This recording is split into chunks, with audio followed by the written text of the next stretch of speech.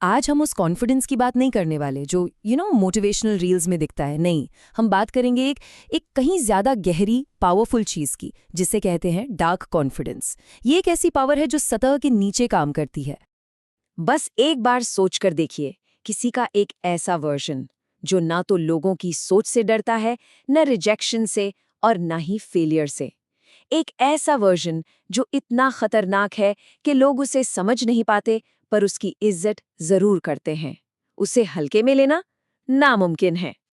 तो ये ही है डार्क कॉन्फिडेंस। ये कोई मास्क नहीं है जो बस ऊपर से लगा लिया। नहीं, ये एक मेंटल स्टेट है जो किसी को भी अनस्टॉपेबल बना देती है, भले ही पूरी दुनिया उसके खिलाफ क्यों ना हो। ये एक ऐसी शक्ति है जो अंदर से बनती है, दुनिया की राय से बिल्कुल आजाद।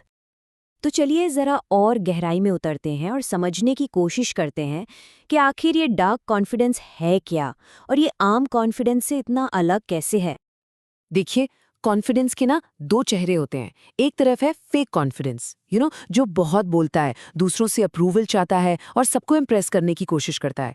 लेकिन दूसरी तरफ है डार्क कॉन्फिडेंस, जो मुश्किलों और अकेलेपन से पैदा होता है, जिसे किसी की अप्रूवल की जरूरत ही नहीं, जो शांत रहता है और जिसका लक्ष्य सिर्फ असर डालना होता है, इम्प्रेस करना नहीं। डार्क कॉन्फिडेंस की जो पूरी फिलॉसफी है ना, वो बस एक सोच पर टिकी है कि ये दुनिया एक गेम है और इस गेम में कोई या तो मोहरा बन सकता है या फिर खिलाड़ी। अब देखो, इस गेम में मोहरा यानी पॉन वो है जो प्रिडिक्टेबल है, हर बात पे रिएक्ट करता है और जिसे कोई भी आसानी से पढ़ सकता है। लेकिन जो प्लेयर है वो सब कुछ देखता है, रणनीति बनाता है और पूरे बोर्ड को कंट्रोल करता है। वो रिएक्ट नहीं करता, वो रिस्पॉन्ड करता है। तो असली हथियार क्या है? कोई तेज आवाज नहीं, बल्कि एक शांत दिमाग। एक ऐसा दिमाग जो रिएक्ट करने के बजाय एनालाइज करता है। मतलब ये एक साइलेंट किलर वाला आर्केटाइप है, जो बिना शोर मचाए सिर्फ अपनी समझ और शांति से सिचुएशंस को कंट्रोल करता है।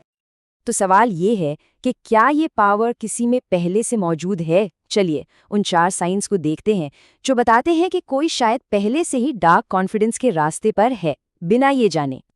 पहला साइन, एक ऐसी खामोशी जो दूसरों को अनकंफर्टेबल कर दे। जब ऐसा इंसान किसी कमरे में आता है ना, तो बिना कुछ कहे ही लोगों की नजरें उस पर टिक जाती हैं। वे समझ नहीं पाते कि वो क्या सोच रहा है, और यही चीज उसे पावरफुल बनाती है। दूसरा साइन है फील एवरीथिंग, शो नथिंग। मतलब कोई इंसल्ट करे, इग्नोर करे, सब कुछ नोटिस होता है, लेकिन रिएक्शन जीरो। ये जबरदस्त है, इमोशनल कंट्रोल का सबसे बड़ा सबूत है। तीसरा साइन, लोग ऐसे इंसान को समझ ही नहीं पाते।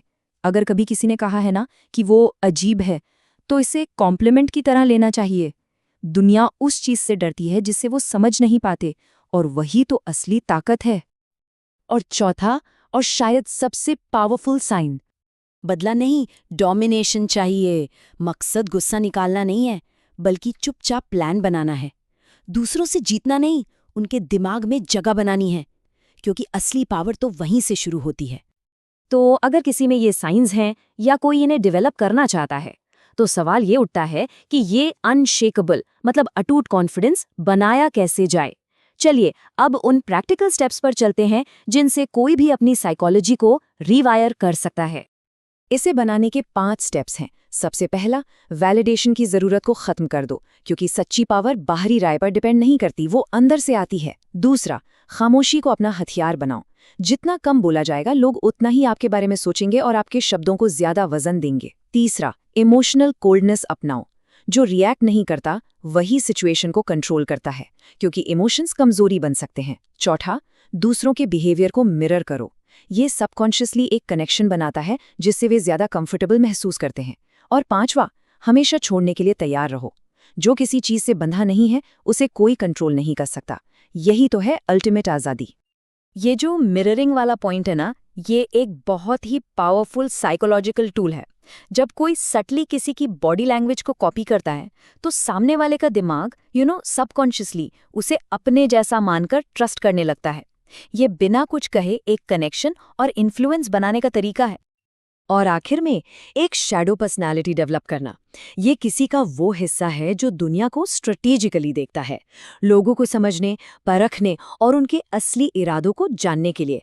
इसका रूल बड़ा सिंपल है, उन्हें वो दिखाओ जो वो देखना चाहते हैं, ताकि वो मिल सके जो आप चाहते हैं। तो आखिर में बात घूम फिर कर वहीं आ जाती है, ये दुनिया एक गेम है और सवाल बस एक ही है, प्लेयर बनना है या पॉन? फैसला आपका है।